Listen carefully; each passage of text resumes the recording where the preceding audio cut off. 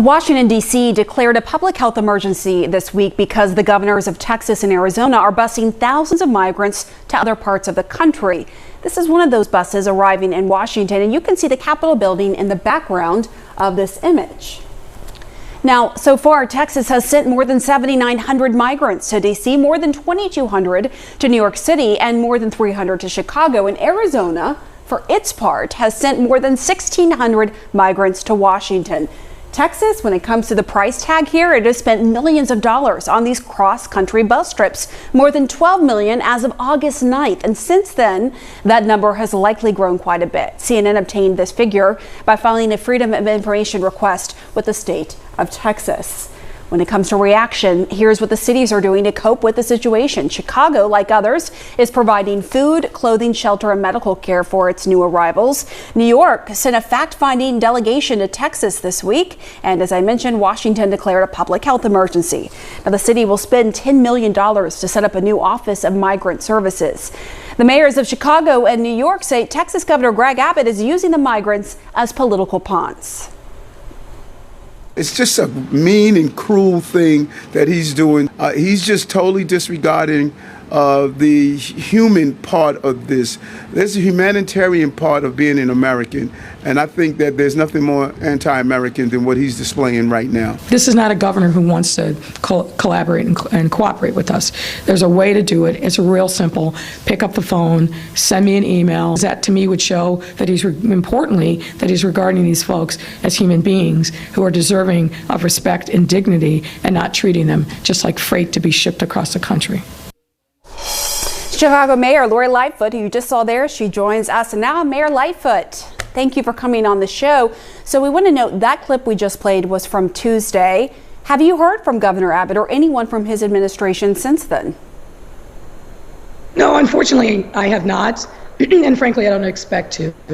Governor Abbott is obviously playing to the lowest common denominator in his Republican Party and not acting like an American and a patriot, and frankly not acting like a person of faith. You don't treat people with this lack of respect, lack of dignity, putting them on buses to an unknown destination with very little food, very little water.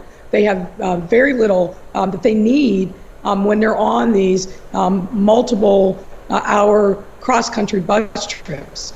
But we are going to take care of them as we have welcomed immigrants to our city from our earliest days. But this is clearly not the way to get things done. This is a national problem. We need a national solution. I was just in Washington, spoke very candidly with Customs and Border Patrol and DHS, and told them about what they needed to do to step up and collaborate and cooperate with us. But I'm not ever going to treat another human being, one of God's children, as anything other than someone who's ultimately deserving of our respect and dignity as a human being. So did the administration offer any help or assurances to you? Well, I think we had a very candid conversation. We've agreed that there's got to be better collaboration and communication with cities like Chicago, New York, and Washington, D.C. I've talked at length with my fellow mayors from both of those cities, and we are doing everything that we can to make sure that we address the needs of the migrants that are coming to our respective cities. But of course, we expect the federal government to step up and provide us with resources. We had a very, I think, productive series of conversations with folks from FEMA, and it's my expectation that we will get resources from there. But the thing about this is a manufactured crisis on the part of Governor Abbott. We can all do our part, and I believe that we all must do our part, but we've got to do it with collaboration, with cooperation. It's a lot of the logistics that are entailed to make sure that we're meeting these folks' need. But what I don't like to see is people taking these cross-country trips, getting off the bus and being immediately taken to the hospital because they were put on the buses with delicate medical conditions that no one in Texas seemed to care anything about. That is simply not right, and it's un-American. If there were better conditions, if there was more coordination, as you have said you wanted, would you be okay with Governor Abbott doing this? I mean, if there was more in terms of providing them what they need. Well, unilateral political stunts, I'm never going to be okay with. I don't care if it's Governor Abbott or anybody else.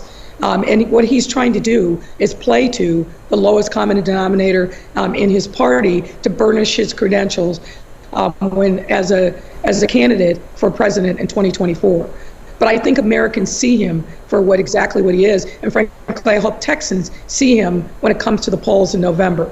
But meanwhile, we will do our part to step up and welcome these migrants into our city, as we have immigrants and refugees from all across the world for centuries in my city of Chicago. We are a city of immigrants and refugees, whether it's the Irish, whether it's Ukrainians, whether it's the Germans, more recently, the Afghanis, Ukrainians. We are going to make sure we step up and do the right thing, because that's who we are as Chicagoans. Governor Abbott, we should note for his part, says that you should be putting the blame on President Biden and not on him. This is what he had to say. They are seeing the chaos that has been caused by the Biden administration. Well, I got news for New York. I got news for Washington, D.C., as well as the rest of the country. We are not done yet. There are more cities on our list. What is your reaction to that? I'm just going to ask you. Does that sound like a reasonable, rational human being? It doesn't to me. That sounds like somebody who is holding a pep rally, but meanwhile, he is treating migrants, human beings, babies, children, elders. He's treating them like freight, like a political pawns. There's nothing of goodwill about what this man is doing. So you asked me before if there was more communication. Where I'd start is to say, Governor, respect these people as human beings. Start with that. Show them the dignity that you want to be shown, anyone in your family members. And when he embraces that very basic American ideology, when he embraces that as a person of faith that he says that he is, then we can have a different conversation. But I don't expect that from someone like him. What do you think the solution is then to the migrant problem that Texas is trying to pass on to Chicago and other cities in the United States? As you well know, this is not a new, and it's a complicated problem. It starts with what's going on in their home countries and making sure that they are safe, that there's economic opportunity, and that they're not facing political oppression. That's something obviously that the diplomats and the State Department must continue to work on at the highest level of urgency. But when these folks do come to our shores, we've got to treat them with dignity and respect. International and national laws say that they are entitled to asylum once they pass the screening. But there's got to be better coordination on the ground in states like Texas and Arizona. We are absolutely going to step up and do our part. We've shown that. We'll continue to do that.